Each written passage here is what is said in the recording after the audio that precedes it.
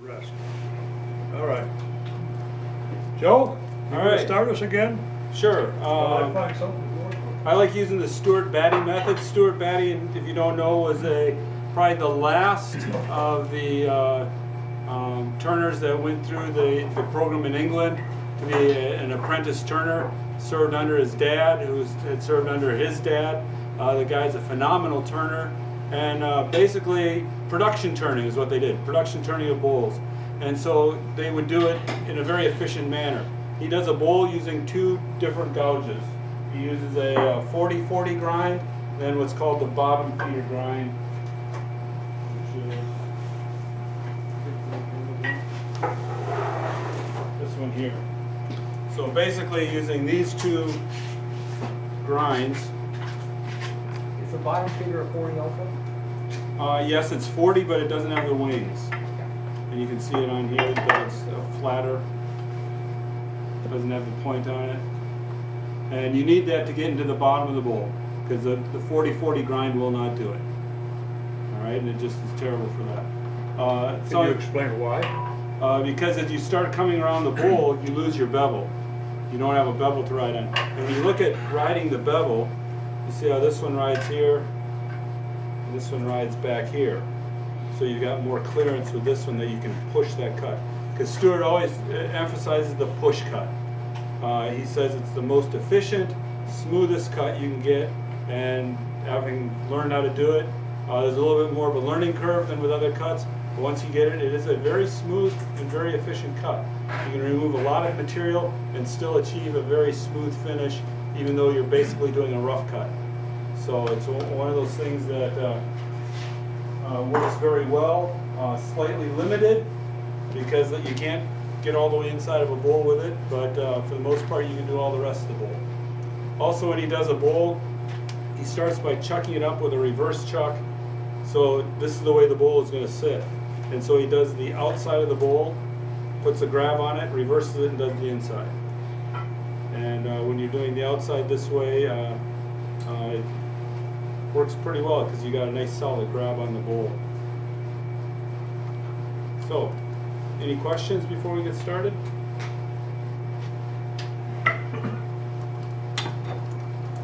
And Bob, you're going to... Oh, I'm a little ahead of you. But... All right. Well, while I'm roughing the outside, Bob will start working on the inside. Okay. I'll talk a little bit about taking this, screwing up the front of the bowl. If you look at my side of the bowl, it's wobbling a little bit on the front edge. And I want to straighten that out before I try to do anything inside it. What I will do is turn my gouge over and put it, the wing will be at 9 o'clock. So I'm just going to push it in a little bit and scrape some of that off, that bouncy notion. And when I get enough of it that feels pretty good, I'm going to turn it up and move it toward the point. And I can take it off a little faster. Remember now, the scrape of cutting here, when you turn it up, you're going to cut the wood off quicker and it's more aggressive. So I have the palm of my hand on the tool rest to kind of control it, and I'm using my right hand to rotate that I stay up near the corner. Here I'm just pushing in toward the headstock and walking it down the tool rest to cut it off the rest of the cut. Now I have it there, I can pull it out. If I'm going to cut with it with the edge of the wing up, I don't want to put the wing in full wing. I want to put it in where I can control it. So I'm going to put in the front, the nose part of it, and cut it on the left-hand side. But I do not want to put it in, so I have that. Now I'm catching the top of the wing. If you can see that, the top of the wing here is catching on the wood, and then you see eventually it rolled it over with a catch. And you can see where I pulled the wood out from there. So having the top of the wing is not want to be. If your wings are straight back, you can cut quite a bit of wood off very quickly with the push cut by pulling in.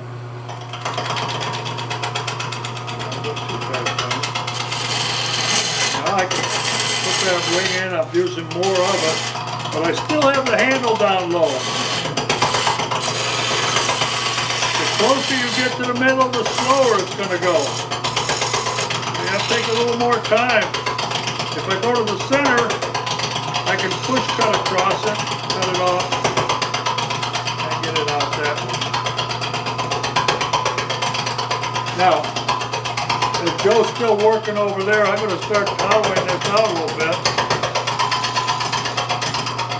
Remember ABC, anchor, bevel on the wood, and I'm going to push that way across toward the center. I want to get a cone shape in the center, and I'm going into end grain as I do this. Every time I go that way, you can hear it, it's cutting into end grain. I can roll it over and maybe cut it cleaner, but I'm really only interested in taking off a lot of wood. If I keep it like this, it's going to go slow. If I rotate that wing up to about 2 o'clock, 1:30, and lean into it a little bit, I can take a lot of wood off quickly. I'm going to bring my handle out and bring it around this way. Now you can hear a lot of wood coming out. When I get a comb, I'm going to go a little bit deeper.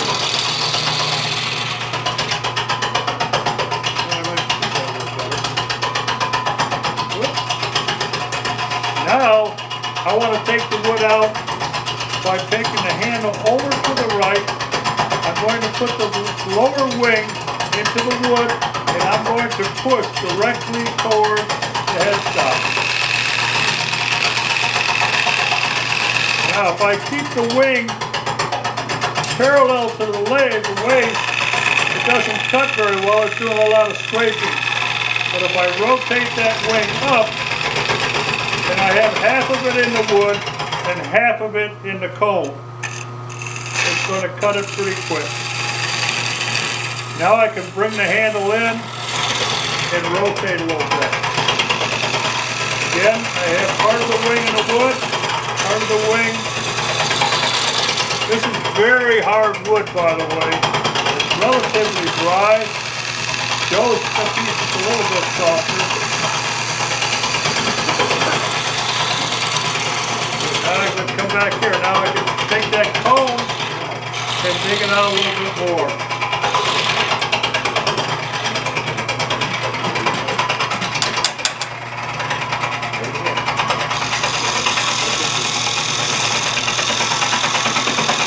There's a certain position that you can feel. Remember to put pressure down on the tool. Don't push with this hand. But just push down. You want down pressure, rotate the hip, and bring it around. Now I can stop there. If I get too thick of wood, I pick up the cut a little shallower, cut out a little bit more.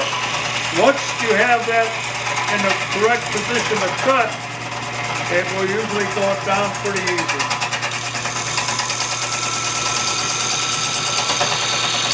I have my position, and even as hard as this wood is, I'm just keeping the bevel, the top half of that bevel on the wood, and rotating the wing enough that it's in an equal pressure point. So the wood, or the force I'm using with my right hand is counterbalanced with the force that's on the right wing as it comes around. Well, I got to this point here, I'm rotating that enough. Now I'm cutting in the end grain. That's why you feel that bouncing effect. I can rotate it over, push toward the headstock again, and take some more wood out that way. Now that's a scrape cut. I'm literally just scraping off that left wing. The wing is turned over parallel to the dead wing on that one. You got something ready to go? Yeah. Just about around here, and you might have noticed that I was cutting with the opposite hand. When you follow the basic rules of cutting, it doesn't matter if you're right-handed or left-handed. You make the same cut, and you can make the same cut with either hand. And you might think, how can you do that? And it's very simple, because all you're doing is putting your body in the proper position, and like for this cut, you just lean forward into the cut and move the tool across. The reason for switching hands, instead of cutting like this, it puts you in the line of all the shavings coming off.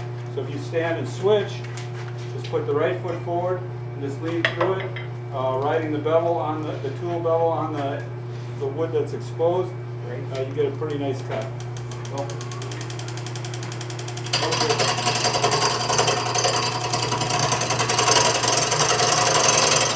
Then you don't have that hard exit when you come off of it.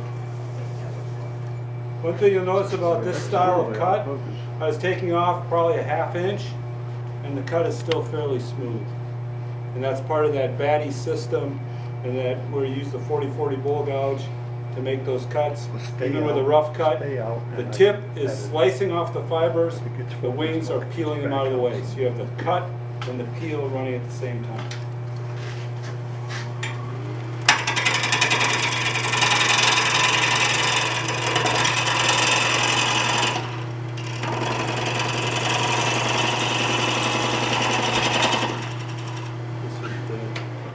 Okay, as usual, I have another way of doing some things.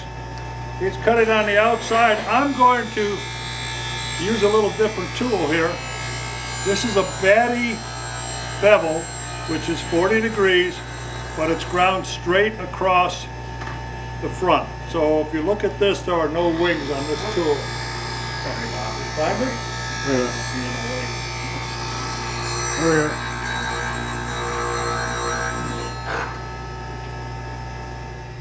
And I'm going to go the opposite. Everybody says you need to go from the smallest to the largest. Sometimes you can't. As Joe just stated with being left-handed, the headstock can get in your way. If I were trying to clean this bowl up going this way, I have no place to go here. So what I'm going to do is just go the opposite way and cut it with two different ways here. I can hold this down and cut with the nose of the tool, or I can rotate it and cut on the right hand side just off the nose of the tool. I'm going to start, I'm going to bring Ray around with the camera back over here. I'm going to start at the top. I'm going to turn this tool over so the flutes are at 9 o'clock. It'll cut very smoothly, but it won't cut quite as quickly as it will if you rotate the wing up.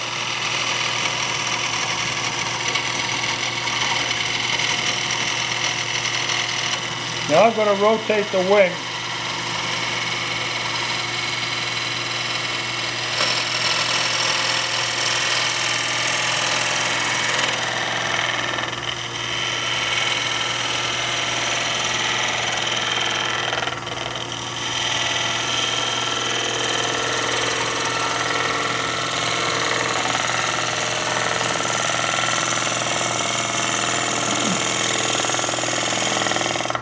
Come down. Well, it's another way of cutting it. A second way would be to shear cut it, and that's with the handle down and bringing it just on the wing. There's no bevel on the tool now.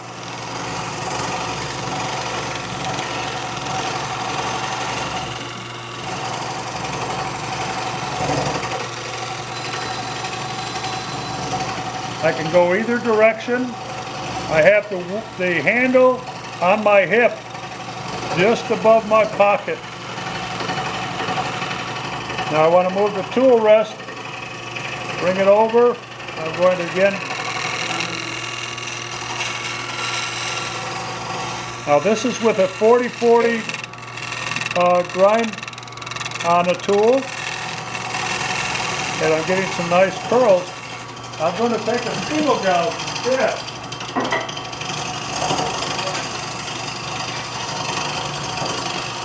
There we go. Okay. This is my spindle gouge, but this is more than, this is about 50 some degrees on it. But I'm going to use it in the same manner with the wing. A spindle gouge is not as aggressive. It won't catch and put little grooves in the wood as much. So a light touch, I'm not going to hold on this tool very hard, but I'm just going to go very lightly.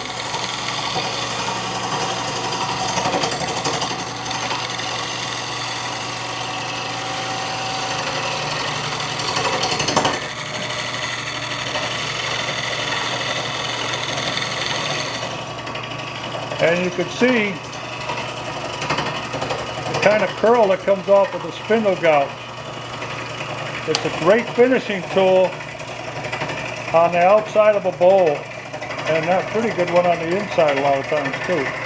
But it gives you a good idea. Get any farther along? Yeah.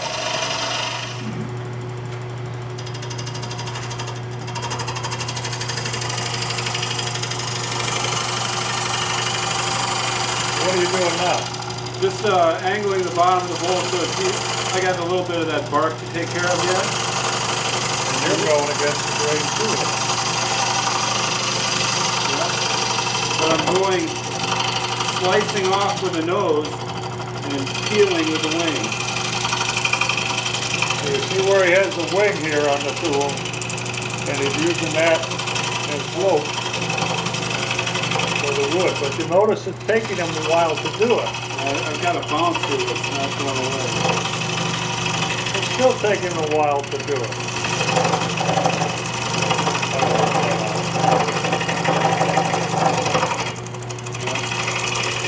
See, when you start taking too much of it.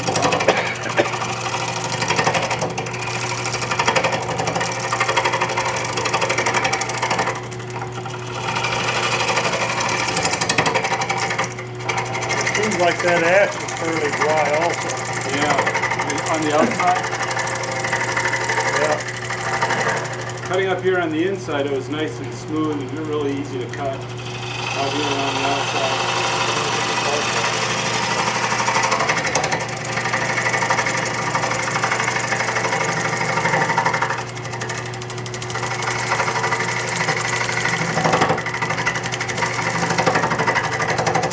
I'm making an oblique cut.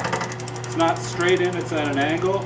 So you want your left foot forward, put the tool where you want it, set your bevel, and all you do is just lean in.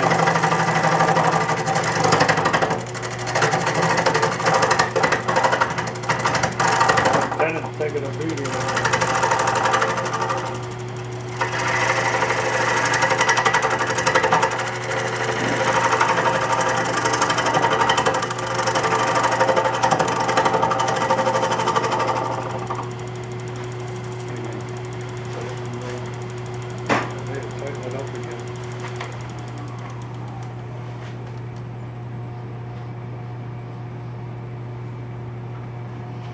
Then all you do is set the tool rest at 45, and then you push the cut.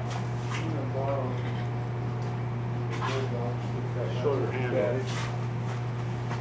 You need to have enough swing with the handle. I've got a longer handle on mine and I was hitting it here. Because you start your cut with a bevel against the flat edge here, so your bevel has to be flat.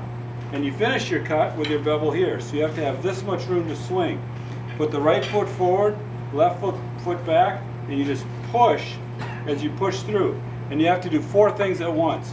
You have to push the tool through, you have to be able to raise and lower the handle, open and close the flute, and swing your arm, all 4 at the same time. If you do it right, you'll get a nice smooth finish with a half round. If you let any one of them be more than the others, you're going to get an uneven finish. And so this is probably the hardest cut there is to do in the Stuart Batty style.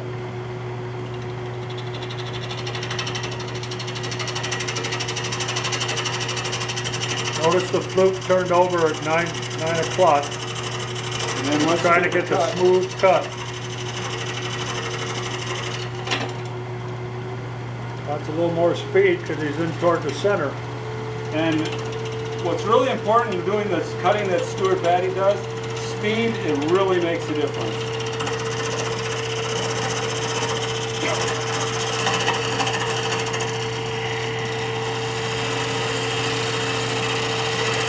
Motor's gonna get in the way a little.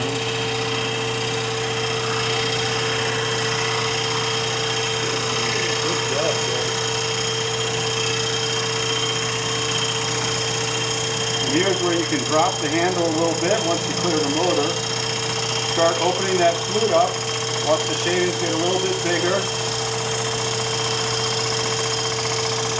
But I have to always at the same time push and swing. Pretty evident that he's getting a very clean cut. It's a very large, very deep Pretty cut. large. Back down a little bit. See, here's where A little bit too deep. the bigger handle is a huge advantage in making a cut like this because it gives you the counterbalance so you don't have to fight it.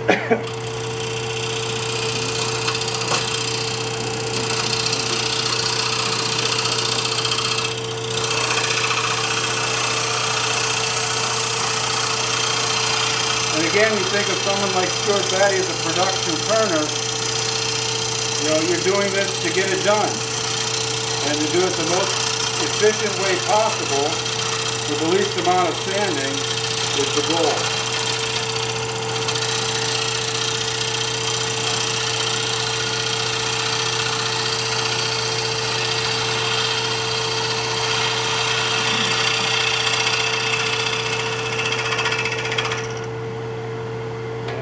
Finish off, you can see by the sheen, that's a fairly smooth finish. Right off a rough cut. And you saw how much I was taking off, and yet you have a smooth finish. Touch this on.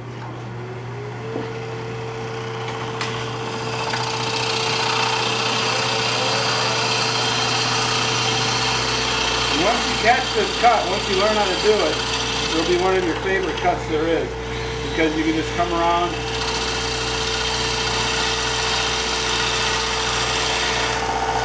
shape your bowl any way you want. You can also put OGs in and other shapes just by how you control your hand as you swing it around.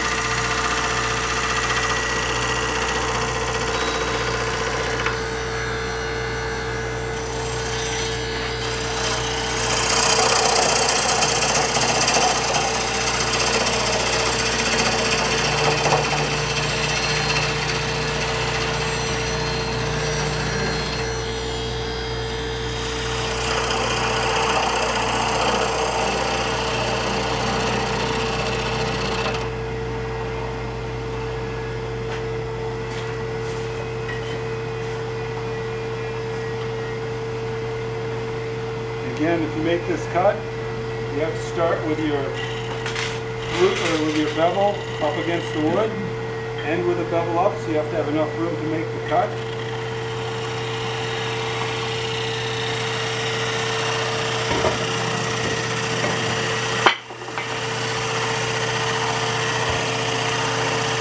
It's a matter of pushing, rotating, lifting or dropping, and swinging all at the same time.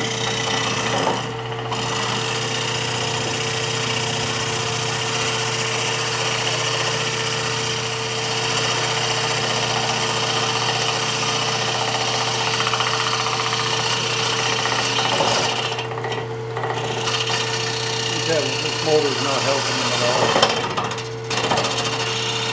And that was it. Back up. And swing the cut around again. And come up with the OG shape or whatever it is you're going for. Just start swinging that handle.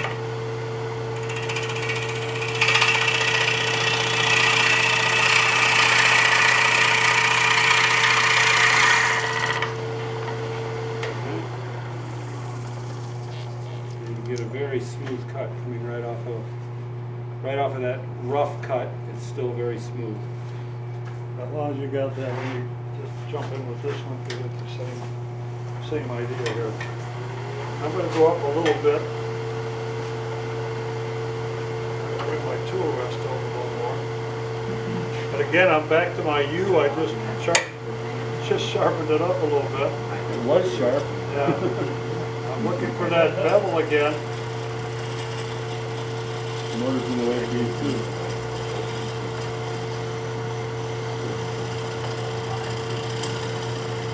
And it's a little different cut. If I roll this tool over, it's very similar to what Joe is doing, except it's a different nose on the tool, but I can roll it all the way over to the wing and down. I see the wood coming out there.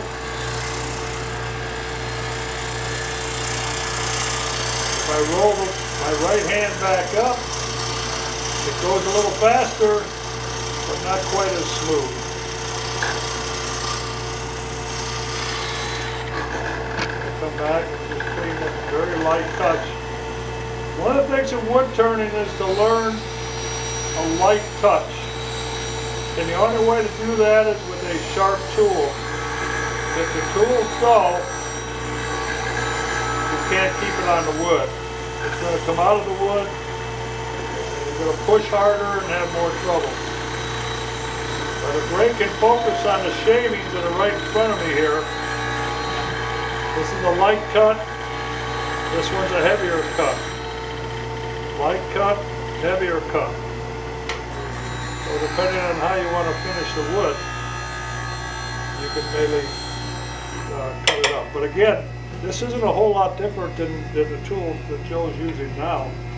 I'm still cutting with the nose if I roll it over, and I have to go slower. If I roll it up, the same with the wings, and then it comes that way and it cuts it a little more aggressively. Depends how much wood you want to take out in one time. When you're turning, any tool can cut. I mean, you can use a screwdriver and cut it. But what you want to do is, which is the best tool for what you're doing in the way that you turn. If you're going to do production turning, a 40-40 bowl gouge and a bottom feeder, you can just knock those bowls out like crazy. But there is a learning curve to it. So if you're going to go with scraping, a little easier, maybe not quite as fast, I don't think the learning curve is quite as big. No. And again, again, we talked about carbide tools. You can use carbide tools to do it. You can use gouges to do it. You can use scrapers to do it. When you're done with it, can anybody tell what you did to it? And that's, you learn your personal style, or you learn what works for you, and you can do that. I'm going to jump in again just with a shear cut this time, and again going this way, you might be able to see it a little bit better. This is a 1/2 inch D-way bowl gouge, and I drop in the handle. And again, it's another way to help clean up wood that you don't have to sand quite so hard, or quite so much, I guess would be a better term. And that's with the bowl gouge. And the root that's in it.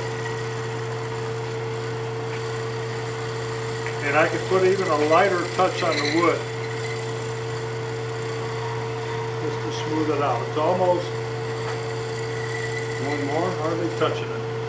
Stuart Batty, who uses a skew, he says a skew is good for 3 things: opening paint cans, stirring paint, and for this cut. And basically you sharpen it with a burr on it, and he'll just take it and ride it right on the outside of the piece like this. And you can see again, you get those very, very fine little shavings. And if you're doing something that's more flat, like the one Boley does, it leaves just a very, very nice finish. But you don't get long on it because you're cutting with a burr. And burrs typically last 30 to 50 seconds. If that long. You can see right now it's not cutting as well. That's because that burr is gone. Might have a little bit of one on the other side. No, this tool's pretty much dead. but the finish is just fantastic. I mean, we should pass that one around. I mean, you feel the finish on that thing. And We're both doing regular rim bowls. If you are cutting a natural edge bowl, the Batty 40/40 grind for cutting the wings is very hard to beat.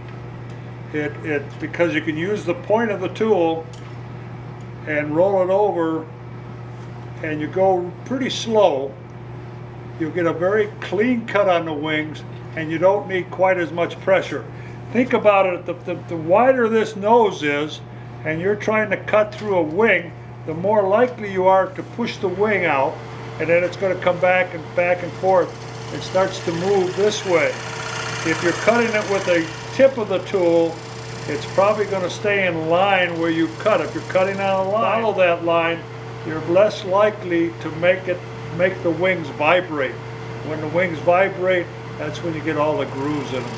So I am a real believer in the 40/40 grind for cutting the wings on my natural edge bowls.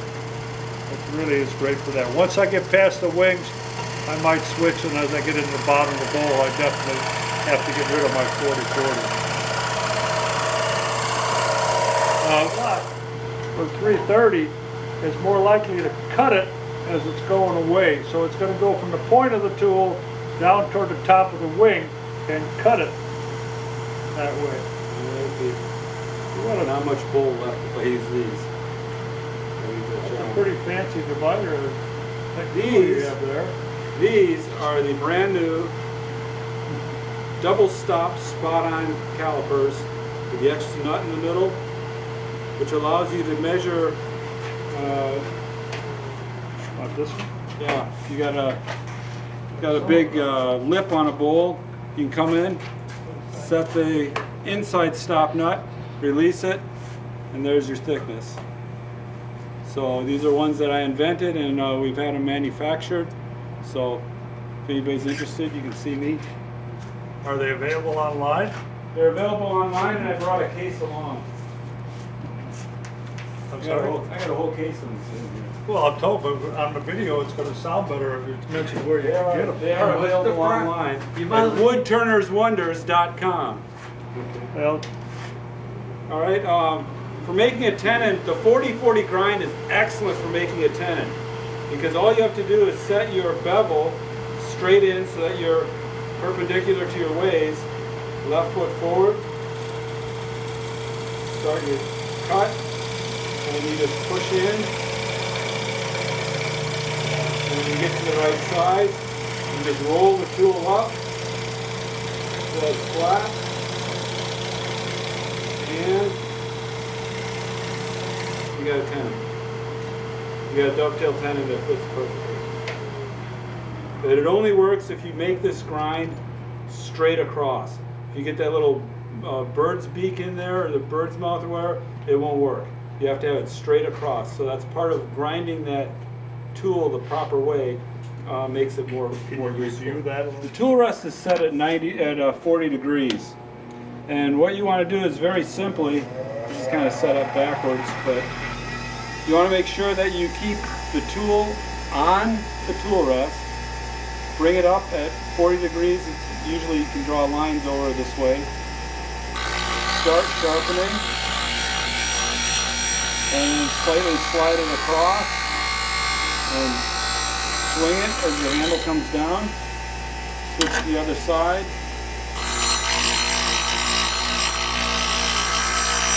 swing and pull, turn around, and in 15 to 20 seconds your tool is sharp. Again, if you have the Batty angle gauges, you can set that up and put a piece of tape or draw some lines on your tool rest that you can line that up to get that wing at the proper angle. And then you can bring that around and sharpen it that way. I have here a D-way that's probably about at least 55 degrees, maybe closer to 60 on it.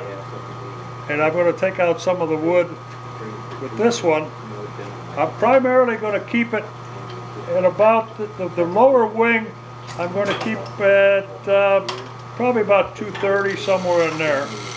I'm going to move this over a little bit, see it better maybe.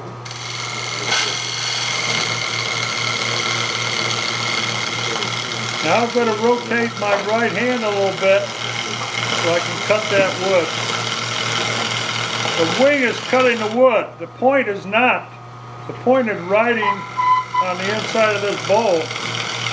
If I roll it over, it's scraping it. My tool edge is going to last very long. But as I start to come down the bowl, I'm going to start rotating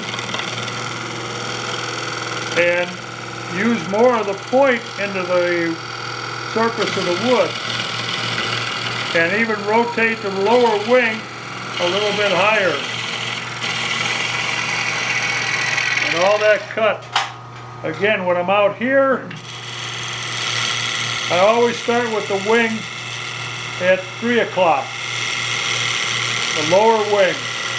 As I get a bevel, a surface to rub the bevel on, now I can rotate it.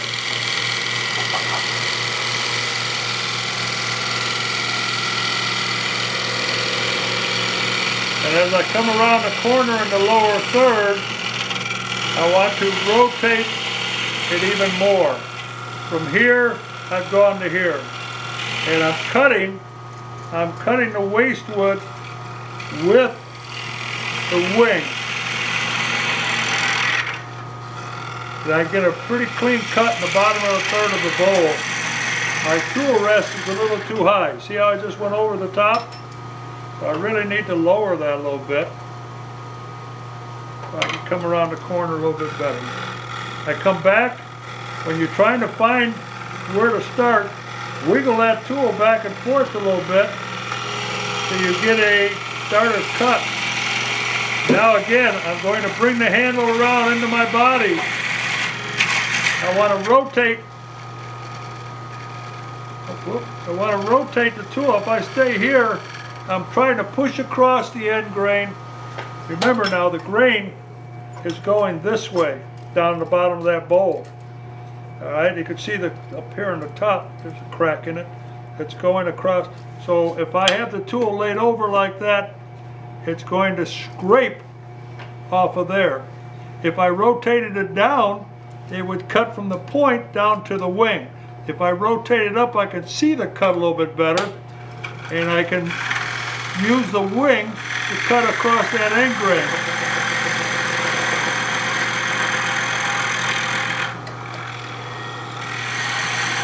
Now I'm just off the point.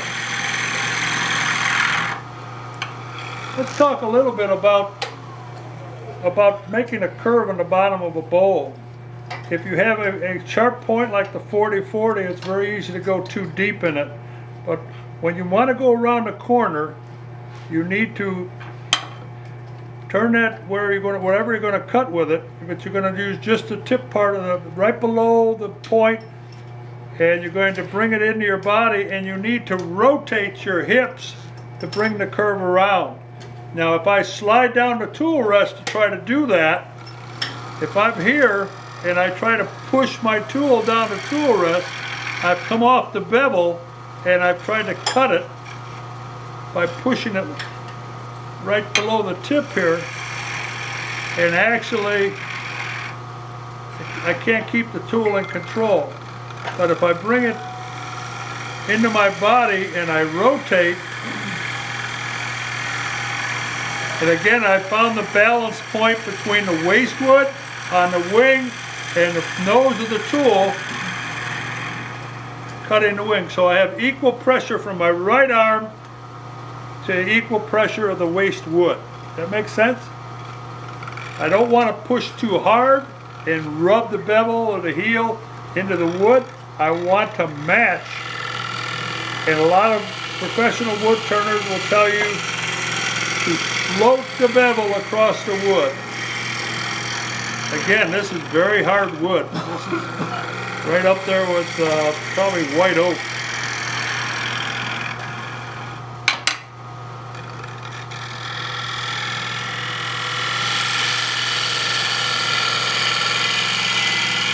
Now, if I were following an Ellsworth technique, I would start cutting on the left-hand side of the point.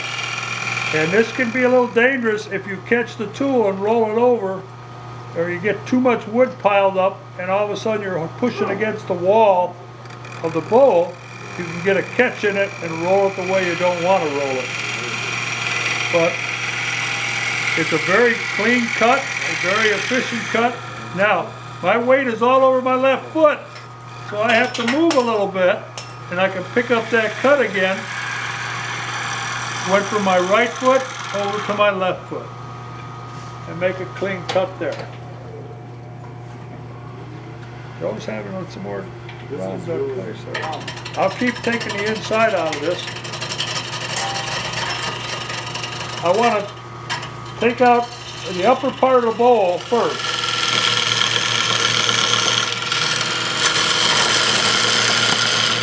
I don't have quite as big a tenon as I would like for this wood.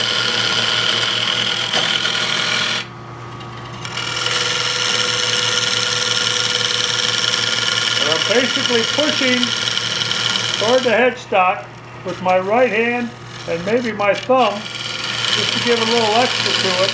But once I start following the curve, I'm going to rotate to match this curve. My eyes are on the outside of the bowl. I'm feeling the inside, and I'm watching the outside. Now I don't want to go deeper, I want to get much stability in this as I can.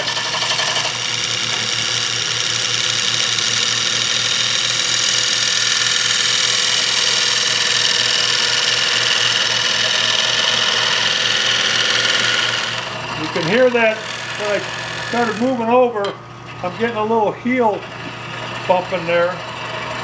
We'll go some thinner.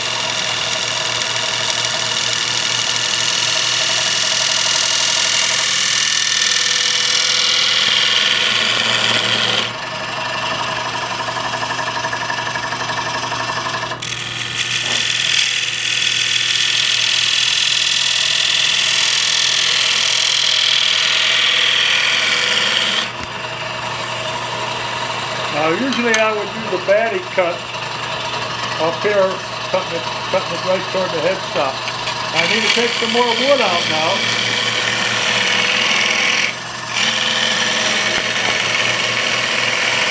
All right, Ray.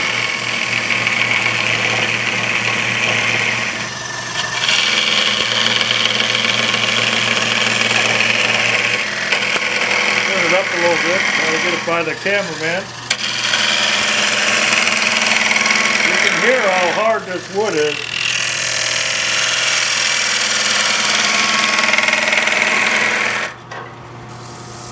It's thicker right from about here down. Now my tool is getting a little dull. I'm going to switch up here to a 1/2 inch. I want to make a finish cut from up here at the top of the rim. So I'm going to start very slowly.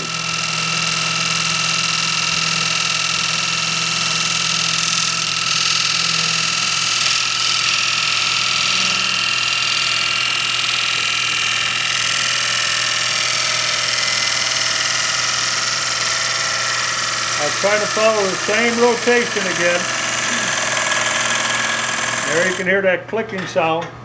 That basically is what's happening is you have long grain, short grain, or end grain, side grain. And it's coming off of one grain and bouncing across another grain on there.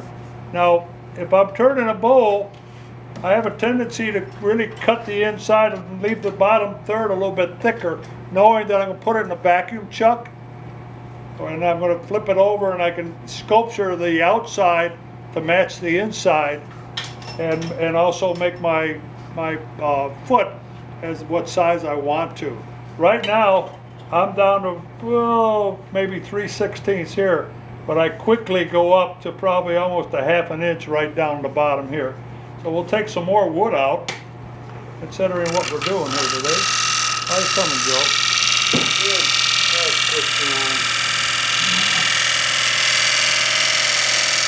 Again, some pressure down.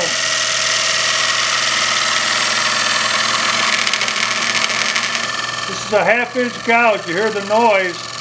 It's because it's getting too far out over the tool rest. I'm going to make that same cut, but I'm going to turn this wonderfully custom-made tool rest by Bill Atchison. How much are they, Bill? 25 to 12 members. All right. And we'll see if it makes a difference in how this sounds. So we're going to come back and cut this again.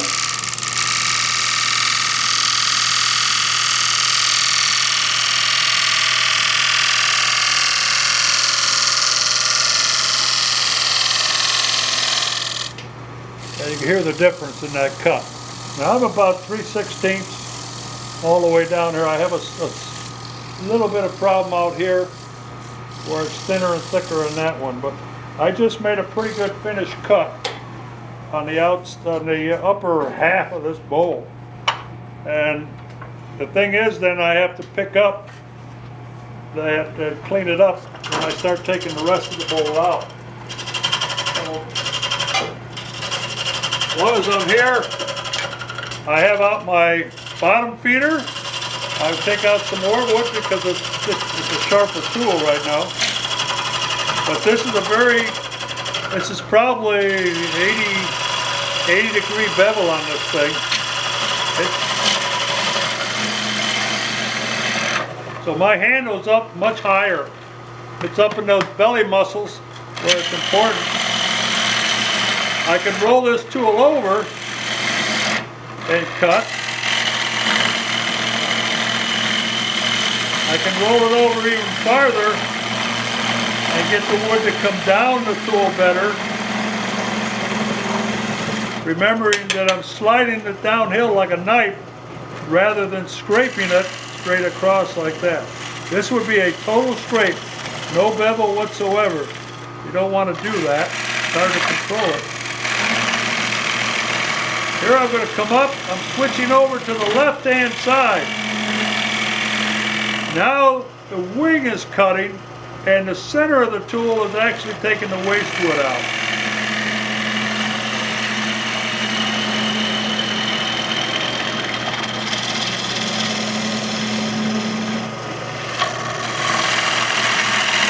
Turned over, rolled out. Now I cannot see the cut. So I have to watch the other side. I ended up looking over here, and I can make my adjustments with my body as I came around. Here you can see the cut.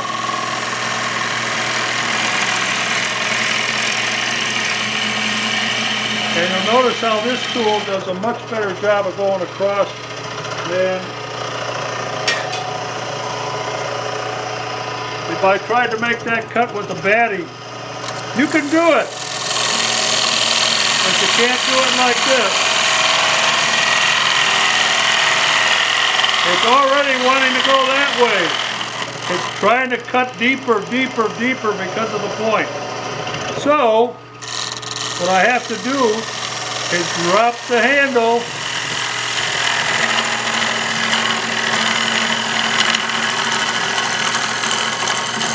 and you can see me cutting with the wing of the tool, but look at the ripples in here.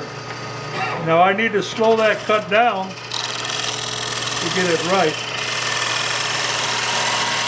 So I'm above center. Way above center. Now I can come down toward the center. You can cut back toward the outside, just don't go too far or it's going to go right through the center. You're not going to be happy. It gets more aggressive. It wants to pull itself right up the wood and then it's going to catch up in there.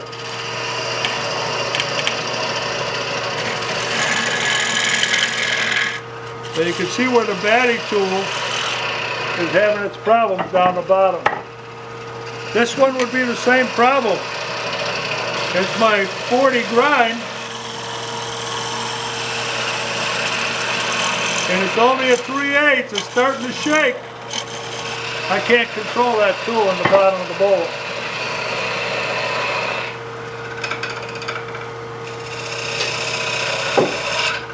Looks like oh, I love buying tools, you can tell. Alright. You buy a pair of calipers. Two pair. Joe's got a new set coming.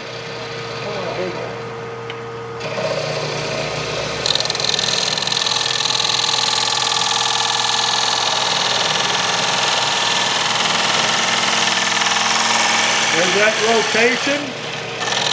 Come back.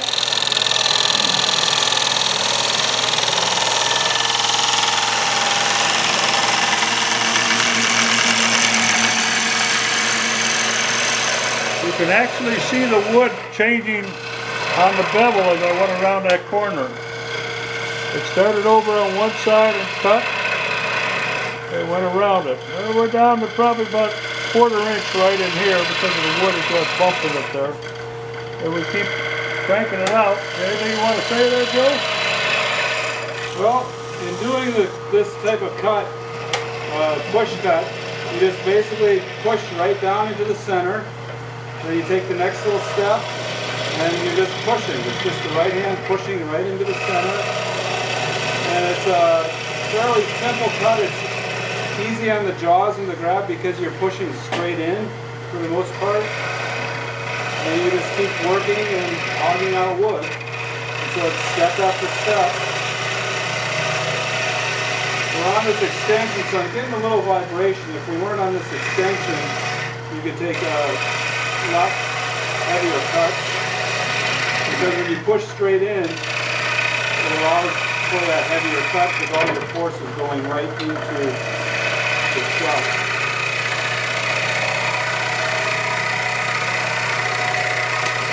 So we're running out of room here. Okay, I switched over to a 3/8 inch bowl gouge because it's short and I need the room right here. But after you made these little push cuts coming in, all your push cuts coming in, to do this outside, again you have to set your bevel in line with where you want your cut to be. And so if I want a straight wall, I would set my bevel in line with it. And then just push that bevel straight in.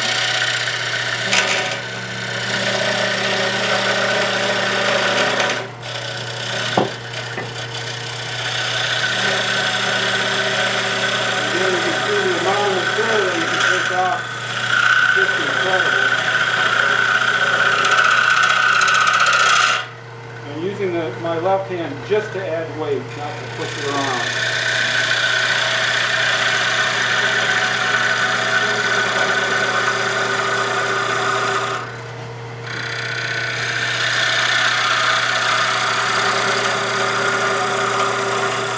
And then when you come down and get to your final thickness, then you just set it where you want.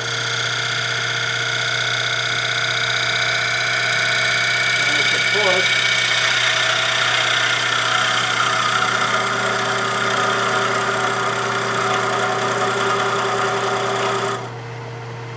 Wood doesn't sound a whole lot softer. No, but you can feel it's just a very nice smooth cut. So this first half of your bowl pretty much finished cut as you're roughing. Then you get down to this bottom and you can't make the corner because of that 40-40 grind.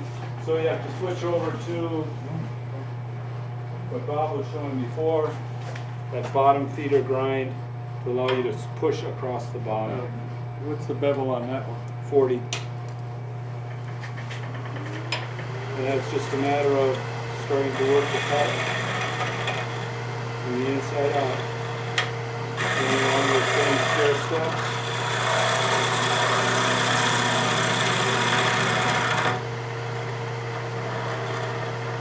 Joe's got the lower wing, probably about 230 right there.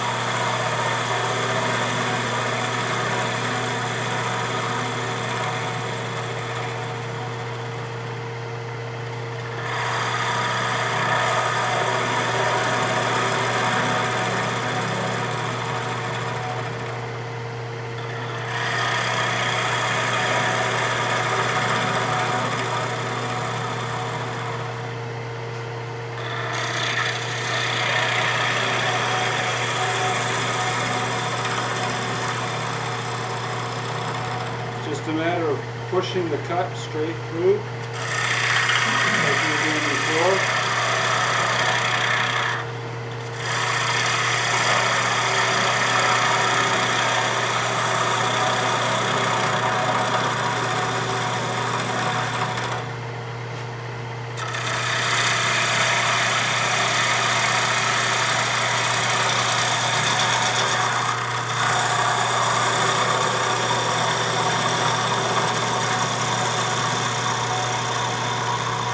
And with a longer handle, again, you get the balance of your cut, so you can get the heavier cut.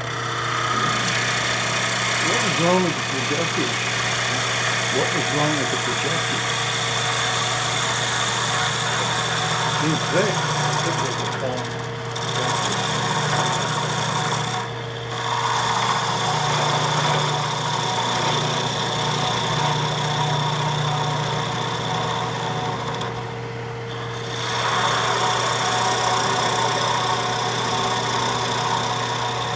See Joe rotating the hips. He holds the handle out a little longer, but he's got the batty length on that thing.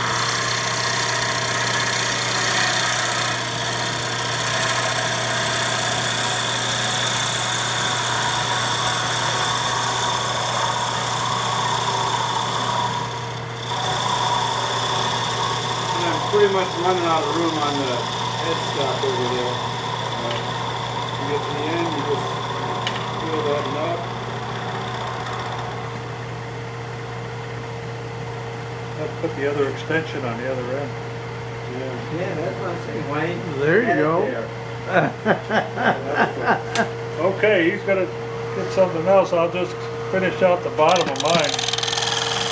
I've already got that pretty smooth where the two met.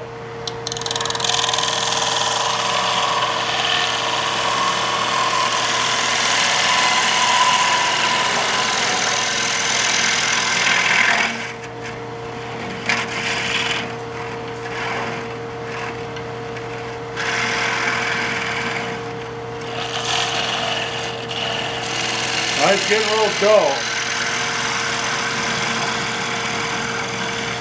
I'm going to switch over to a pretty steep bevel, but get the wings back on it.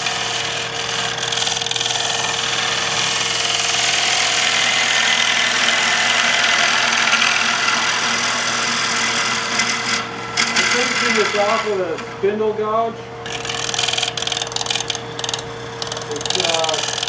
You don't have much overhang with something like this. Take it a little nice, not really that deep.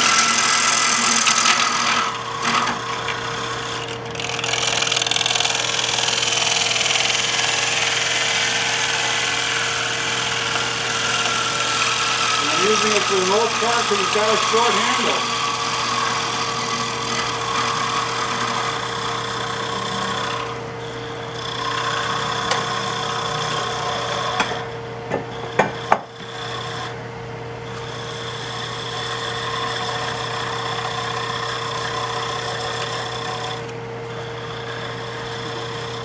Now I've got enough clearance. I'll go back to the long handle and shoot it across the bottom.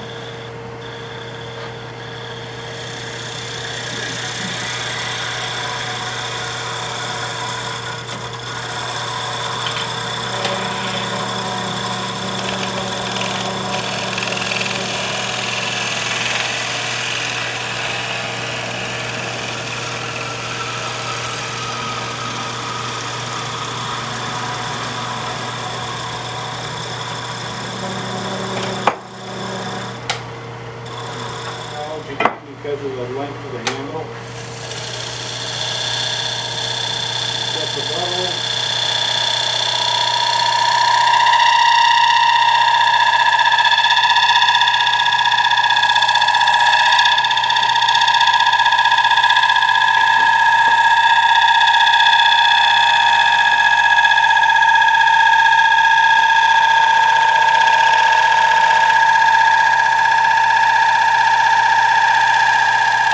Make it about this far, and then pretty soon you start running out of bevel.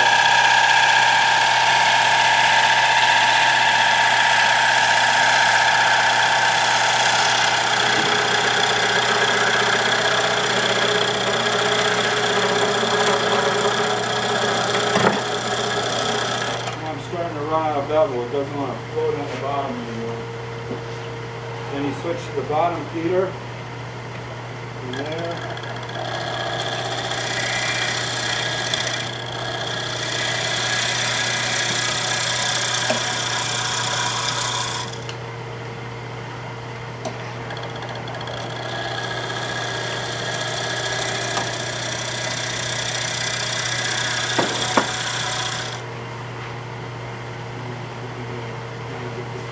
Wow, there we go. Spin that button.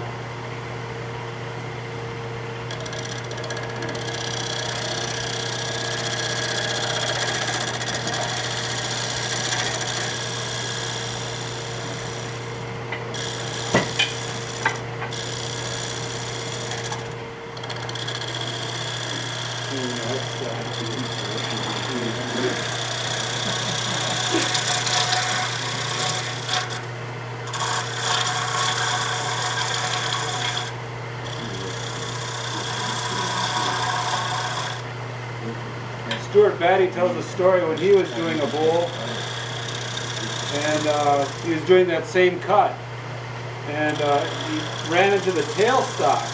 He got the tool caught between the tailstock and the bowl, and he went back and it bumped and he went forward and it catching back and forth, and finally got the tool out and he said, "Wow, I didn't think that was that close. I thought I'd moved that." And the guy standing at the end said, "You did, but it was in my way, so I moved it back."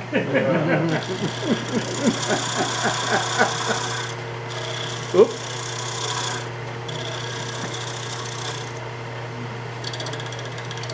It's still not quite getting enough clearance.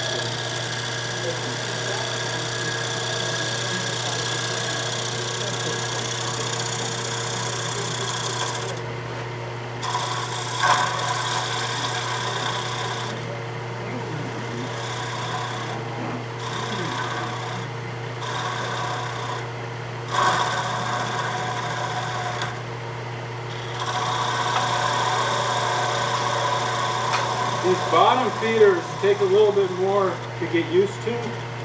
Sometimes they can be very forgiving, and other times they can be very grabby, depending on how well you grind them.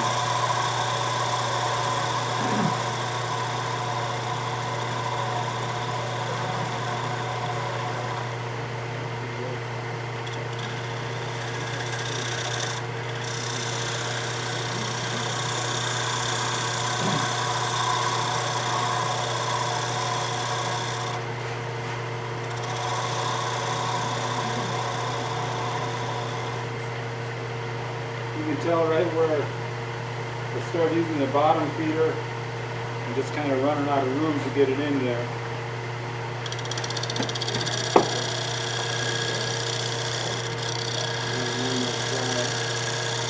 There we go. Don't mention he had a 40 grind on that. And you can see how he's having to go up and come back down.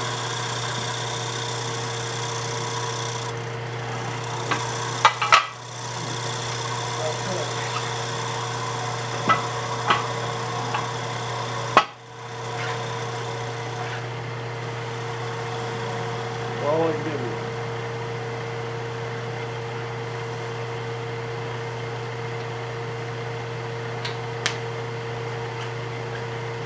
There we go.